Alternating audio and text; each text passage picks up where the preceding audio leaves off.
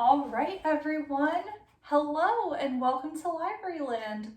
This is Miss Caitlin here as our guest for Bananas and Books this week. So we are going to continue where Miss Jenna left off. We are going to start with chapter 7, and we are reading Stargirl by Jerry Spinelli. A.H. Archibald Halfwood Brubaker lived in a house of bones. Jawbones, hip bones, femurs. There were bones in every room, every closet, on the back porch. Some people have stone cats on their roofs. On his roof, Archie Brubaker had a skeleton of Monroe, his deceased Siamese. Take a seat in his bathroom and you found yourself facing the faintly smirking skull of Doris, a prehistoric creodont. Open the kitchen cabinet where the peanut butter was kept and you were face to fossil face with an instinct fox. Archie was not morbid. He was a paleontologist. The bones were from digs he had done throughout the American West. Many were rightly his, found in his spare time. Others he collected for museums, but slipped into his own pocket or knapsack instead. Better to sit in my refrigerator than disappear in a drawer in some museum basement, he would say. When he wasn't digging up old bones, Archie Brubaker was teaching at universities in the East. He retired at the age of 65. When he was 66, his wife, Ada May, died. At 67, he moved himself and his bones west to join the other fossils. He chose his home for two reasons. Number one, its proximity to the high school. He wanted to be near kids. He had none of his own. And number two, Senor Saguaro. Senor Saguaro was a cactus, a 30-foot tall giant that towered over the tool shed in the backyard. It had two arms high on the trunk. One stuck straight out, the other made a right turn upward as if waving adios. The waving arm was green from the elbow up. All else was brown and dead. Much of the thick, leathery skin along the trunk had come loose and crumpled in a heap about the massive foot. Senor Saguaro had lost his pants. Only his ribs, thumb-thick vertical timbers held him up. Elf owls nested in his chest. The old professor often talked to Senor Saguaro and to us. He was not certified to teach in Arizona, but that did not stop him. Every Saturday morning, his house became a school. 4th graders, 12th graders, all were welcome. No tests, no grades, no attendance record. Just the best school most of us had ever gone to. He covered everything from toothpaste to tapeworms and somehow made it all fit together. He called us the Loyal Order of the Stone Bone. He gave us homemade necklaces. The pendant was a small fossil bone strung on rawhide. Years before, he had told his first class, "Call me Archie." He never had to say it again. After dinner that day, Kevin and I walked over to Archie's. Though the official class convened on Saturday morning, kids were welcome anytime. "My school," he said, "is everywhere and always in session." We found him, as usual, on the back porch, rocking and reading. The porch, bathed in the red-gold light of sunset, faced the Maricopas. Archie's white hair seemed to give off a light of its own. The moment he saw us, he put down his book. "Students, welcome!" "Archie," we said, and then turned to greet the great cactus as visitors were expected to do so. "Senor Saguaro," we saluted. We sat on rockers. The porch was full of them. "So, men," he said, "business or pleasure?" "Bafflement," I said. "There's a new girl in school." He laughed. "Stargirl." Kevin's eyes popped. "You know her?" "Know her," he said. He picked up his pipe and loaded it with cherry sweet tobacco. He always did this when settling in for a long lecture or conversation. "Good question." He lit the pipe.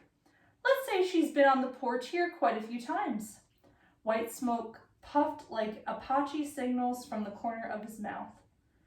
"I was wondering when you'd start asking questions." He chuckled to himself. "Bafflement. Good word. She is different, isn't she?" Kevin and I burst into laughter and nods. At that moment, I realized how much I had been craving Archie's confirmation. Kevin exclaimed, "Like another species!" Archie cocked his head as if he had caught the sound of a rare bird. The pipe stem anchored a wry grin. A sweet scent filled the air about our rocking chairs. He stared at Kevin. On the contrary, she is one of us, most decidedly. She is us more than we are us. She is, I think, who we really are, or were. Archie talked like that, sometimes, in riddles. We didn't always know what he was saying, but our ears didn't much care. We just wanted to hear more. As the sun dipped below the mountains, it fired a final dart at Archie's flashing eyebrows. She's homeschooled, you know. Her mother brought her to me. I guess she wanted a break from playing teacher. 1 day a week. 5 years now. Kevin pointed. You created her! Archie smiled, puffed. No, that was done long before me. Some people are saying she's some kind of alien sent down here from Alpha Centauri or something, said Kevin. He chuckled, but not too convincingly. He half believed it. Archie's pipe had gone out. He relit it. She's anything but. She's an earthling if there ever was one. So it's not just an act, said Kevin. An act? No. If anybody is acting, it's us. She's as real as... He looked around, picked up the tiny wedge-like skull of Barney, a 60-million-year-old Paleocene rodent, and held it up. As real as Barney. I felt a little jolt of pride at having reached this conclusion myself. But the name, said Kevin, leaning forward. Is it real? The name? Archie shrugged. Every name is real. That's the nature of names. When she first showed up, she called herself Pocket Mouse, then Mud Pie, then... Hollygully, I believe, now. Stargirl. The word came out whispery. My throat was dry. Archie looked at me. Whatever strikes her fancy. Maybe that's how names ought to be, huh? Why be stuck with just one your whole life? What about her parents? Said Kevin. What about them? What do they think? Archie shrugged. I guess they agree. What do they do? Kevin said. Breathe, eat, clip their toenails. Kevin laughed. You know what I mean? Where do they work? Mrs. Carraway, until a few months ago, was Stargirl's teacher. I understand she also makes costumes for movies. Kevin poked me. The crazy clothes! Her father Charles works, he smiled at us. Where else? Micatronics, we said in chorus. I said it with wonder, for I had imagined something more exotic. Kevin said, so where is she from? A natural question in a city as young as Micah. Nearly everybody had been born somewhere else. Archie's eyebrows went up. Good question. He took a long pull on the pipe. Some would say Minnesota, but in her case... He let out the smoke, his face disappearing in a gray cloud. A sweet haze veiled the sunset, cherries roasting in the Maricopas. He whispered, Rara vis. Archie, said Kevin, you're not making a lot of sense. Archie laughed. Do I ever? Kevin jumped up. I want to put her on hot seat. Dorco Borlaug here doesn't want to. Archie studied me through the smoke. I thought I saw approval, but when he spoke, he merely said, work it out, men. We talked till dark. We said adios to Senor Saguaro. On our way out, Archie said more to me than to Kevin, I thought. You'll know her more by your questions than by her answers. Keep looking at her long enough. One day you might see someone you know. That is the end of chapter 7, and I'm just going to do chapter 8 with all of you, and then we'll be done. So here's chapter 8. The change began around Thanksgiving. By December 1st, Stargirl Carraway had become the most popular person in school. How did it happen? Was it the cheerleading? The last football game of the season was her first as a cheerleader. The grandstand was packed, students, parents, alumni. Never had so many people come to a football game to see a cheerleader. She did all the regular cheers and routines, and more. In fact, she never stopped cheering. While the other girls were taking breaks, she went on jumping and yelling. She roamed areas that had always been ignored, the far ends of the grandstand, the spectators beyond the goalposts. The snack bar parents found themselves in their own arm-pumping cheerleader. She ran straight across the 50-yard line and joined the other team's cheerleaders. We laughed as they stood there with their mouths open. She cheered in front of the players' bench and was shooed away by a coach. At halftime, she played her ukulele with the band. In the second half, she got acrobatic. She did cartwheels and backflips. At one point, the game was stopped and 3 zebra-shirted officials ran toward one end zone. She had shinnied up a goalpost, tight-roped, walked out to the middle of the crossbar, and was now standing there with her arms raised in a touchdown sign. She was commanded down to a standing ovation and flashing cameras. As we filed out afterward, no one mentioned how boring the game itself had been. No one had cared that the Electrons had lost again. In his column the next day, the sports editor of the Micah Times referred to her as the best athlete on the field. We couldn't wait for basketball season. Was it a Hillary Kimball backlash? Several days after the birthday song, I heard a shout down the hallway. Don't! I ran. A crowd was gathered at the top of a stairwell. They were all staring at something. I pushed my way through. Hillary Kimball was standing at the upper landing, grinning.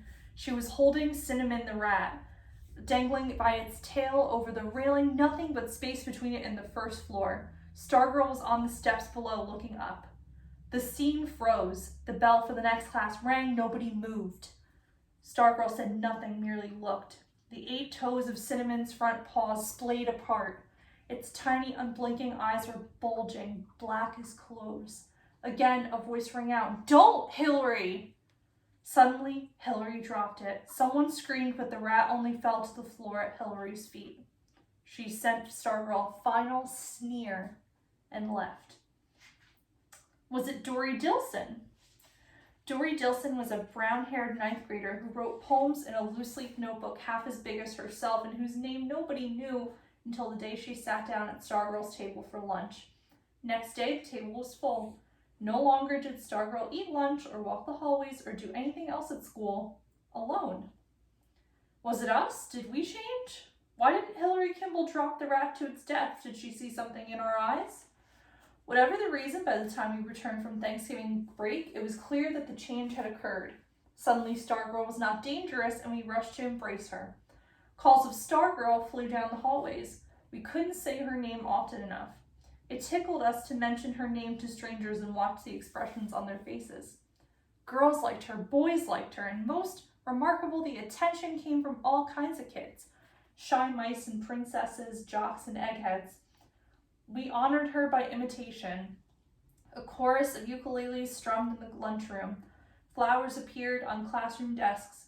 One day it rained and a dozen girls ran outside to dance. The pet shop at the Micah Mall ran out of rats. The best chance for us to express our admiration came in the first week of December. We were gathered in the auditorium for the annual oratorical contest. Sponsored by the Arizona League of Women Voters, the event was open to any high school student who cared to show his or her stuff as a public speaker. The microphone was yours for 7 minutes. Talk about anything you like.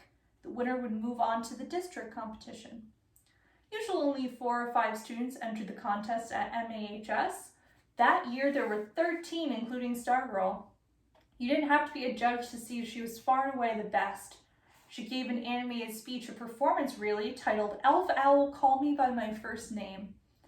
Her gray-brown homesteader's dress was the color of her subject. I couldn't see her freckles from the audience, but I imagined them dancing on her nose as she flicked her head this way and that. When she finished, we stomped on the floor and whistled and shouted for more. While the judges went through the charade of conferring, a film was shown.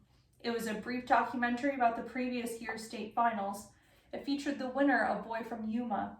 The most riveting moments of the film came not during the contest, but during its aftermath. When the boy arrived back at Yuma High, the whole school mobbed him in the parking lot. Banners, cheerleaders, band music, confetti, and streamers. Pumping his arms into the air, the returning hero rode their shoulders into school. The film ended, the lights went on, and the judges proclaimed Stargirl the winner. She would now go on to the district competition in Red Rock, they said. The state finals would be held in Phoenix in April. Again and again, we whooped and whistled. Such was the acclamation we gave her in those last weeks of the year.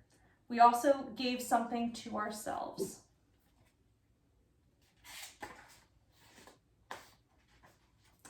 And that's the end of chapter 8. So that's it for Bananas and Books, boys and girls, for this week. I hope you are enjoying Stargirl so far. I hope to see the class at MAHS continue to change their opinions on how maybe they judge and look at different people, including Stargirl. Let's see what happens in next week of Bananas and Books. I hope you all have a fantastic rest of your week. I hope to see all of you again soon.